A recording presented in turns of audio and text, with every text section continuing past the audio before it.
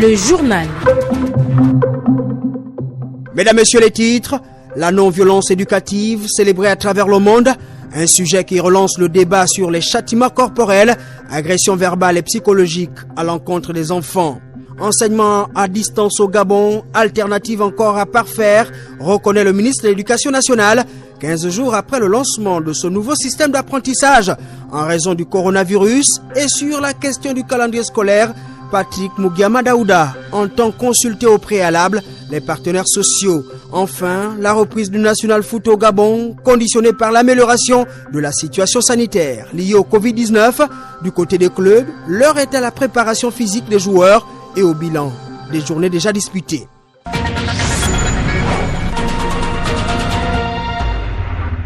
Bienvenue à tous. La communauté internationale célèbre ce 30 avril la journée mondiale de la non-violence éducative. Le sujet relance le débat sur les châtiments corporels, agressions verbales et psychologiques à l'encontre des enfants, d'où le recours à une communication plus empathique. Issa Steve Mefan. Et si on se demandait qu'est-ce que la violence éducative ? Nous avons certainement en mémoire les fessées, paires de claques et humiliations subis dans notre enfance et que nous jugeons aujourd'hui inacceptables. La violence n'est cependant pas seulement physique. Il faut s'astreindre à interdire toute forme de violence éducative. Insistons sur la contradiction qu'il y a entre les agressions verbales et psychologiques que nous pouvons faire subir aux enfants alors même que nous affirmons les aimer. Toutefois, les boucliers des tenants d'une éducation plus rigoriste affirment que cela peut entraîner des dérives si elle est trop laxiste, car une éducation laxiste peut également contenir sa part de violence. C'est dire que les excès dans un sens amènent souvent les excès dans l'autre, et les enfants méritent certainement mieux. Il faut se souvenir de l'enfant que nous avons été pour pouvoir imaginer un autre regard sur les enfants d'aujourd'hui.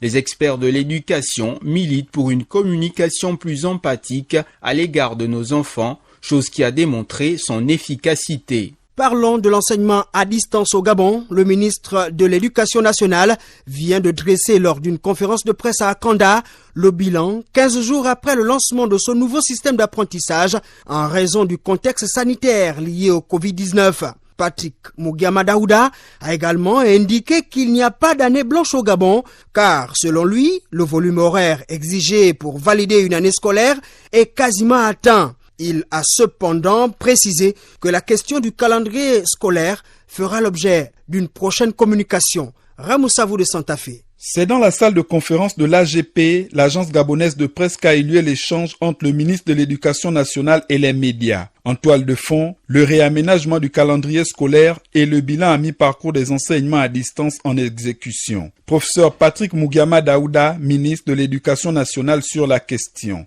Et c'est une erreur de condamner l'enseignement à distance par le fait des insuffisances structurelles. L'enseignement à distance n'est pas le problème. L'enseignement à distance peut être la solution. Si les enseignants ne vont pas à Boulay-Bizarre parce qu'ils ne veulent pas être logés, et qu'on réussit à mettre le courant à l'électricité, mais l'enseignement à distance va y arriver. Il va régler le problème. Quelqu'un qui est affecté à Boulay-Bizarre et Mabanda pendant 5 ans comme instituteur, qui veut devenir conseiller pédagogique, mais si l'enseignement à distance met en place un système de formation diplômante pour devenir conseiller pédagogique, il fait son diplôme depuis là-bas, la même valeur que s'il était à l'INES. L'enseignement à distance, c'est la solution, ce n'est pas le problème. Pour autant qu'on règle toutes les questions infrastructurelles. Au sujet du calendrier scolaire, le ministre de l'Éducation nationale dit consulter au préalable les partenaires sociaux. Une démarche saluée par Emmanuel Mvemba, président de l'Union syndicale des enseignants du Gabon. Nous trouvons salutaire la décision de M. le ministre de l'Éducation nationale pour une question de responsabilité, confine encore la jeunesse scolarisée à la maison, parce que nous avons constaté, pour le regretter, qu'au Japon, il y a quelques jours, le gouvernement avait décidé de la reprise des cours dans cet état. Malheureusement, les élèves ont été contaminés en masse et pour des mesures de prudence, il ne serait pas question aujourd'hui d'appeler à la reprise des cours au niveau national, j'ai envie de dire au Gabon, parce que tout simplement, l'école, les églises constituent les foyers de contamination assez rapides. Cet échange avec la presse a permis au patron de l'Éducation nationale d'éclairer l'opinion sur les différents canaux utilisés dans le cadre de ce projet enseignement à distance. Promouvoir la culture de la santé au travail, c'est autour de cet objectif que de nombreux employés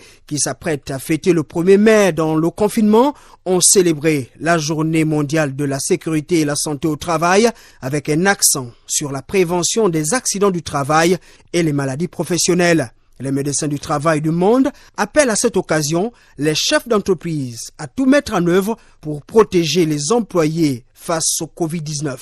Nick Jocelyn Fouba. Le monde du travail est profondément touché par la pandémie mondiale du coronavirus. Outre la menace que cela représente pour la santé publique, les bouleversements socio-économiques menacent les moyens de subsistance et le bien-être à long terme de millions de personnes. L'OIT, l'Organisation internationale du travail et ses mandants, gouvernements, employeurs et travailleurs, jouent un rôle primordial dans la lutte contre la pandémie en garantissant la sécurité des personnes. Dr Jacques-Emmanuel Édouard Roy, médecin du travail, directeur de la prévention des risques à la CNSS. Le BIT a demandé que cette problématique du Covid-19 qui touche toute la population, en particulier la population des travailleurs, puisse faire l'objet de mesures préventives, notamment les différentes mesures des gestes barrières qui sont préconisés par l'Organisation mondiale de la santé. Comme vous le savez, si nous ne préconisons pas ces gestes barrières, il y a un risque pour que non seulement les entreprises disparaissent, mais que les travailleurs également, du fait qu'ils soient malades, se retrouvent en situation d'impossibilité d'exercer leur activité professionnelle. Alors que la pression monte sur les différents pays en vue d'un assouplissement des mesures de confinement, l'OIT appelle les acteurs du monde du travail à respecter les mesures barrières. L'OMS demande qu'on préconise des gestes barrières. Donc, il convient que chaque employeur puisse prendre ses responsabilités pour mettre en place un système qui permet à ses employés de ne pas être infectés par la maladie. La Covid-19 est un véritable danger pour l'humanité. L'activité économique a repris dans le Grand Libreville après 2 semaines de confinement total. Un soulagement chez les transporteurs en commun qui, tout de même, renouent avec leur rendez-vous dans les garages pour des révisions techniques. Le constat est signé Ahmad Benievaka. À peine 8 heures du matin, Yahya, chauffeur de taxi, est à sa 3e roue de secours. Pas besoin pour lui de se rendre chez son concessionnaire habituel pour l'achat de nouveaux pneus, puisque les 14 jours de confinement précédents ont eu raison dans son portefeuille. Restant assis, un père de famille, sans quoi les nourrir, même madame à la maison ne peut pas être fière, ne peut pas être content. Pour l'instant, on espère que ça va aller. On nous a demandé de soulever 2 clients dans la voiture, plus le chauffeur, ça fait 3. On doit respecter, puisqu'on ne peut pas faire autrement. Il faut se dépêcher car chaque minute compte pour ce taximan de la commune de Libreville qui a été un peu plus malin en envoyant son véhicule faire une vidange avant de le garer pour 2 semaines. C'est pourquoi depuis mardi, les vulcanisateurs et les garagistes se sont refamiliarisés avec les crics, les clés des montre-roues et autres accessoires car eux aussi étaient confinés. Ça n'a pas été facile parce qu'on a tout bouffé, toutes les économies. Vraiment, franchement, mais quand même, grâce à Dieu, parce que nous avons laissé le travail. Là, vraiment, je suis tellement content. Parce que depuis à la maison aussi, ils criaient. On n'a plus d'argent à envoyer à la maison. Les parents sont à la maison. Pour les médecins de l'automobile, les problèmes mécaniques auxquels ils feront face seront au niveau des batteries et du moteur. Car près d'un mois sans les chauffer, les risques de grippe sont importants. Hubert. La plupart qui ne démarrent pas, les batteries sont affaiblies. On est obligé d'aller démarrer en domicile. Le paiement qui est un peu difficile parce que chacun se plaint. Il sort du confinement, il n'a pas, il faut dépanner. Ça devient encore plus compliqué parce que les gens n'ont pas d'argent. Quand tu dépannes, c'est difficile qu'on soit payé. Bien que sollicités à l'heure actuelle, les garagistes de la capitale risqueront donc de se retrouver dans un dilemme.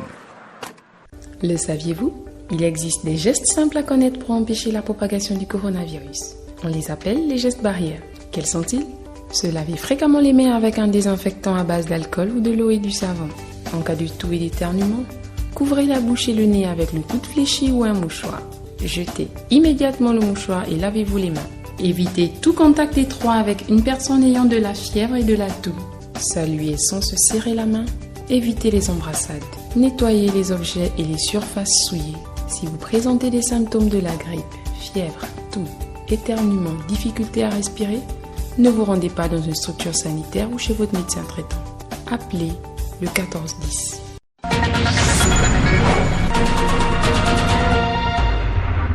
Lutte contre la propagation du Covid-19 au Gabon, l'appel de solidarité nationale lancé par les autorités du pays reçoit une énième adhésion, celle de la Fondation Seydou Kane. Son président, Ali Renade Radjoumba, vient de remettre un chèque d'une valeur de 30 millions de nos francs. Issa Steve Mefan rapporte. Un chèque d'une valeur de 30 millions de francs CFA pour répondre à l'appel de solidarité nationale lancé par les plus hautes autorités, remis par la Fondation Seydou Kane au ministre de l'économie et des finances, Jean-Marie Ogandaga. Je tiens à remercier la Fondation Seydou Kane pour leur geste qui est un geste du cœur. Cette fondation vient de démontrer qu'elle fait partie de Fondation citoyenne et quand on est Fondation citoyenne, on doit participer à la vie de la nation. Et ici, cet effort qui vient d'être fait de 30 millions va aller directement pour résoudre des problèmes liés au Covid-19. Et ces fonds serviront à résoudre des problèmes de santé. Un virement déjà effectué dans le compte ouvert à cet effet, géré par un comptable public et un administrateur, le ministre de l'économie et des finances tient à rassurer. Jean-Marie Ogandaga. Ces dons arrivent à point nommé puisque chaque jour, il y a de plus en plus de dépenses et nous devons y faire face tous les jours. Et je tiens ici encore une fois à remercier la Fondation Seydou Kane pour cet effort et cette solidarité qui montre bien que dans notre pays, il y a des personnes qui ont encore du cœur et qui veulent aider l'État à sortir de ces mauvais pas. Suite à l'appel du chef de l'État à la chaîne de solidarité nationale, la Fondation Seydou Kane n'est pas restée insensible. Ali Renald Radjoumba, président de la dite fondation, est allé remettre symboliquement ce chèque de 30 millions de francs CFA au ministre de l'économie. C'est suite à l'appel du chef de l'État que la fondation Seydou Kane a répondu à ce message de solidarité.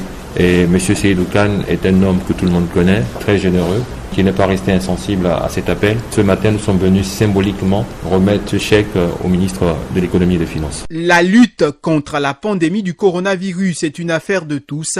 Les donateurs sont toujours attendus afin de manifester leur solidarité en ce temps de crise sanitaire. La CECAGADIS, chargée de l'approvisionnement de l'aide alimentaire dans tout le pays, vient de dissiper les doutes relatifs aux efforts de la structure à satisfaire les très fortes demandes des populations. Son directeur général exécutif, Jean-Bernard Bouma, a au cours d'une conférence de presse à Libreville reprécisé les principes liés à l'accueil, au respect des mesures barrières, les stocks, la quantité des produits et les lieux d'approvisionnement. Le point avec Raymond Savou de Santa Fe. Le groupe CECAGADIS, présent dans la quasi-totalité des villes du Gabon, est partenaire de l'État dans le cadre de la mise en œuvre des mesures d'aide alimentaire en faveur des populations fragilisées par la pandémie de coronavirus.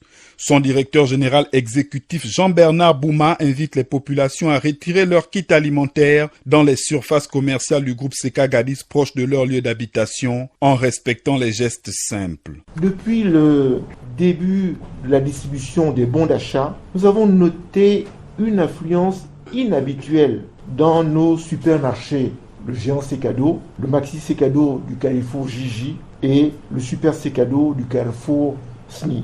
Cette affluence a entraîné de longues files d'attente qui ne nous permettent pas toujours de respecter les mesures barrières. Nous sommes tous engagés à rendre les produits disponibles pour nos clients, mais il nous faut simplement respecter les mesures barrières édictées par les autorités. Et la solution que nous recommandons à tous nos clients est encore une fois de s'orienter vers leur Secado ou leur Gaboprix le plus proche. Le choix des populations de se rendre vers ces établissements commerciaux n'est pas fortuit. Je vais dans les Secado, les Maxi Secado, les Super Secado pour des raisons de sécurité alimentaire. Dans les magasins que je viens de citer là, on suppose qu'il y a un certain contrôle concernant la fiabilité des denrées alimentaires qui sont vendues. La direction générale de la concurrence et de la consommation qui passe régulièrement pour faire des contrôles. Là-bas, il y a de tout, tu es dans l'embarras de choix.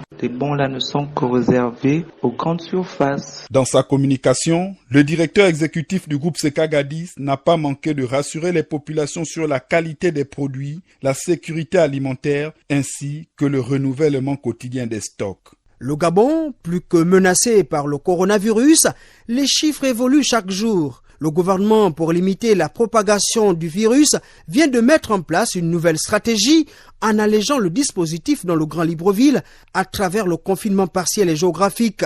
Une mesure saluée par les populations de Ntoum dans le respect des mesures barrières et de distanciation sociale. Cependant, les habitants de certains quartiers du chef-lieu du Komomanda attendent toujours les volontaires de la banque alimentaire. Maurice Mungonga. Ce retour du confinement partiel par le gouvernement en décidant d'alléger et d'assouplir le confinement du Grand Libreville a permis à de nombreux compatriotes de la commune de Ntoum et ses environs de reprendre leurs différentes activités interrompues pendant 2 semaines au cours du confinement total, malgré l'opération mitigée de la distribution des bons d'achat et de kits alimentaires dans certains quartiers du premier arrondissement de la commune de Ntoum. Nous avons recueilli leurs sentiments au cours de ce micro-trottoir. Nous ne sommes pas du tout d'accord pour les kits alimentaires. C'est pas ce qui se passe en ce moment. Je suis dans le Komomanda au niveau de Ntoum Centre. Nous n'avons même pas de kit alimentaire. Personne ne peut me dire qui a reçu un kit alimentaire. Je suis en face de Gaboubi de Ntoum. Nous sommes très bien contents par rapport à cela. Nous sommes un peu inquiets de l'aide alimentaire que l'État a proposée à tous les Gabonais. Mais certains n'ont pas perçu cela. Je suis très content du confinement partiel donné par le gouvernement. Et très désolé parce que au niveau de l'alimentation écrite, nous n'avons pas reçu dans nos quartiers Assora. Vraiment, je déplore ce genre de geste. Donc les Gabonais ne soient pas satisfaits de manière intégrale. Je vous remercie. Toutefois, ce confinement partiel, deuxième phase, pris par le Premier ministre Julien Corbecal dans le Grand Libreville, en dépit des garanties retenues par la suite, n'est pas une mauvaise chose. Le problème est qu'il y a trop de données qui montrent qu'il aurait fallu juste réfléchir à une autre stratégie dès le début de cette crise sanitaire dans notre pays. Ntoum, Maurice Mungonga de Kourou pour Radio Gabon, la référence. Lutte contre le Covid-19 au Gabon, le RPG, le Rassemblement pour le Gabon, s'interroge sur l'efficacité des mesures inhérentes à la gestion de la crise sanitaire au cours d'une conférence de presse à Libreville avant d'émettre quelques propositions visant à renforcer le système de riposte mis en place avec notamment l'amélioration de la stratégie de communication et de sensibilisation des populations. Ahmed Ryan Zingi. Le Rassemblement pour le Gabon a, au cours des échanges avec la presse, jeté le regard sur le bilan à mi-parcours de la gestion de la crise sanitaire liée au coronavirus et évalué l'impact des mesures préconisées par le gouvernement afin d'y faire face. Laurent Angemezui, président du RPG. Il nous semble que les mesures annoncées n'ont pas été pensées par nous-mêmes. Celles-ci ne sont que des copier-coller importés, non adaptés en contexte gabonais. Des mesures d'accompagnement qui, pour la plupart, peinent à se matérialiser et favoriserait plutôt la propagation de la maladie. Pour freiner la contagion, le RPG a fait un réquisitoire de 12 propositions, dont quelques-unes sont déclinées ici par son premier responsable. Éviter la tentation de gérer la crise sous la pression de l'opinion et de politiser ce processus. Améliorer la stratégie de communication et de sensibilisation de la population en apportant la clarté nécessaire sur la réalité et la gravité de l'épidémie. Faire de la protection et de la motivation du personnel engagé dans la lutte contre l'épidémie une priorité. Vaincre les réticences de l'opinion publique sur la problématique du confinement à travers un éclairage sur les motivations, le bien fondé et les objectifs du confinement, y compris l'alternative à celui-ci. Appliquer le principe de la tétravalence en mettant à contribution les chercheurs, les médecins, les pharmaciens, les tradithérapeutes et autres experts nationaux en leur allouant un fonds spécial consacré à la recherche des médicaments made in Gabon et aux études portant sur le comportement du Covid-19 en contexte gabonais.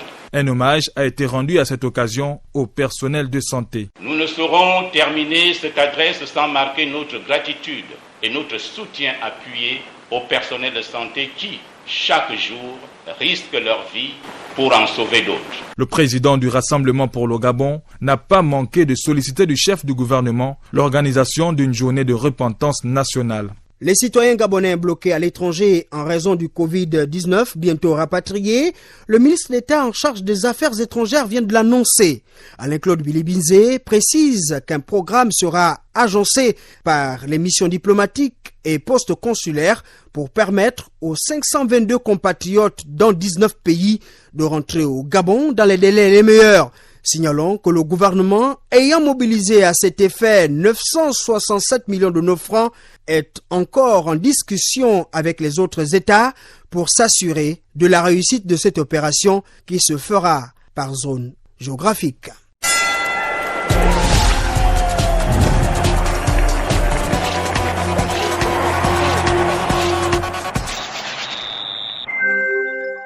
Le sport. La FIFA vole au secours des fédérations nationales en dégageant 150 millions de dollars, soit un peu plus de 91 milliards de francs CFA, pour atténuer le choc de la crise sanitaire qui menace la stabilité du football.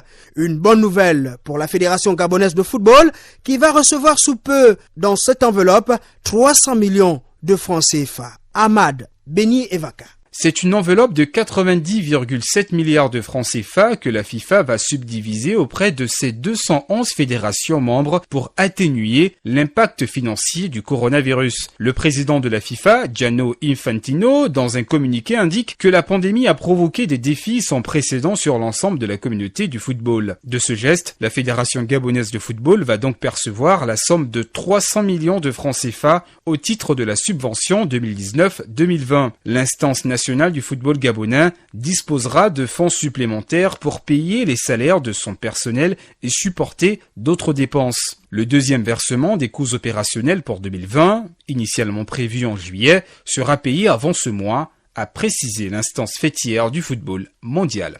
La reprise du National Foot de première division, toujours attendue en raison du coronavirus, du côté des clubs, l'heure est à la préparation physique des joueurs et au bilan des activités. C'est le cas du football Canon 105 qui fait le point sur son récent classement au tableau de la 7e journée dans la poule B.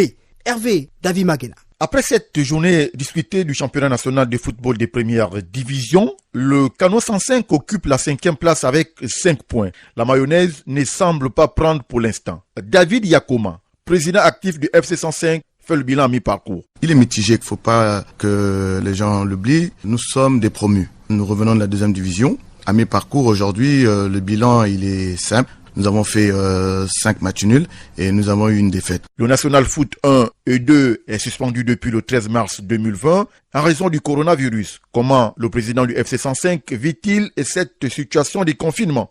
En tant que passionné de sport et de football en particulier, la main courante du terrain me manque parce que je suis un président qui est présent. Sous le côté de la main courante, je suis quelqu'un de très permanent. Sincèrement, je suis en manque. Mais bon, qu'est-ce que vous voulez? Il faudrait que chacun de nous respections les mesures qui nous sont présentées pour que nous puissions ne pas être contaminés et ne pas surtout contaminer les autres. Ce club mythique du football gabonais ne cache pas ses ambitions dans cette épreuve. Je reste un compétiteur. Donc jusqu'au bout, j'ai aussi cette ambition d'être champion. Je vous dis bien, toute proportion gardée, c'est d'abord le maintien. Considéré comme le club le plus titré du Gabon, le FC 105 a jadis forcé l'admiration du public sportif gabonais. J'ai à cœur de redonner à FC 105 ses lettres de noblesse. Je mets du mien pour que demain, le FC 105 retrouve sa place de leadership au sein du football national gabonais. Le club cher au général Idriss Ngari est à la recherche de son lustre d'antan, d'un glorieux passé qui a marqué l'histoire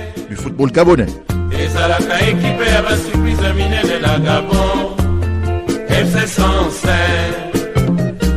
1975, la création. C'est ainsi que se referme le journal. Procédons au rappel des titres. La non-violence éducative célébrée à travers le monde, un sujet qui relance le débat sur les châtiments corporels, agressions verbales et psychologiques à l'encontre des enfants. Enseignement à distance au Gabon, alternative encore à parfaire, reconnaît le ministre de l'Éducation nationale, 15 jours après le lancement de ce nouveau système d'apprentissage en raison du coronavirus. Et sur la question du calendrier scolaire, Patrick Mugiama Daouda entend consulter au préalable les partenaires sociaux. Enfin, la reprise du National Foot au Gabon, conditionnée par l'amélioration de la situation sanitaire liée au Covid-19. Du côté des clubs, l'heure est à la préparation physique de joueurs et au bilan des journées déjà disputées. Le journal est préparé par la rédaction de Radio Gabon sous le regard d'Ali Renard Radjumba. Je suis Hachi Mwanda Moussoti. Prenez soin de vous et respectez les mesures barrières.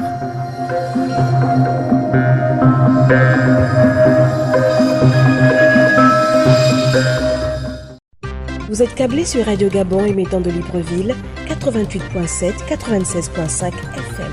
Où que vous soyez, nous sommes avec vous.